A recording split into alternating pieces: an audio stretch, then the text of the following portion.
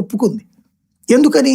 ఇతను స్ట్రాంగు, ఇతను నేను రాజీనామా చేసిపోతాను లేకపోతే అంటే అయిపోతుంది పార్టీ పని అన్నటువంటి అదే విషయాన్ని సోనియా గాంధీని రెచ్చగొట్టి ఈ తెలంగాణ నాయకులందరూ కూడా జగన్ గనక అయితే ప్రాబ్లం అయిపోతుంది, జగన్ అనేటువంటి వాడు అయితే గనక తెలంగాణలో రెడ్లు ఎక్కువ ఉన్నారు, రాయలసీమలో రెడ్లు ఎక్కువ ఉన్నారు, కోస్తాంధ్రలో ఎస్సీ ఎస్టీలు ఎవరైతే ఉంటారో వాళ్ళందరూ కూడా జగన్కి సపోర్ట్ చేస్తారు, కాబట్టి మనం అతన్ని తొక్కేయాలి అంటేనే ఈ తొక్కుదలకు ప్రయత్నించింది.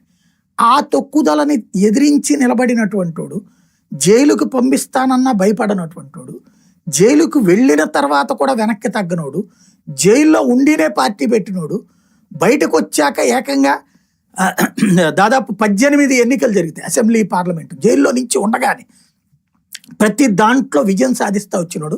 తెలంగాణలో తప్ప మొత్తం 18లో 3 తప్ప 15 గెలిచాడు అప్పుడు జగన్మోహన్ రెడ్డి.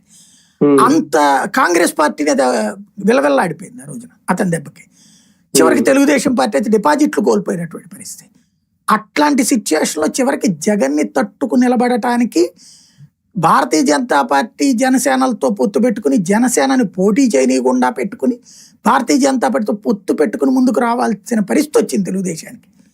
మరి అది భయం ఉంటుంది కదా వీళ్ళకి. 2014లో 2.5% ఓట్ల తేడాతో అధికారాన్ని కోల్పోయాడు. అలాంటిది 2019లో 20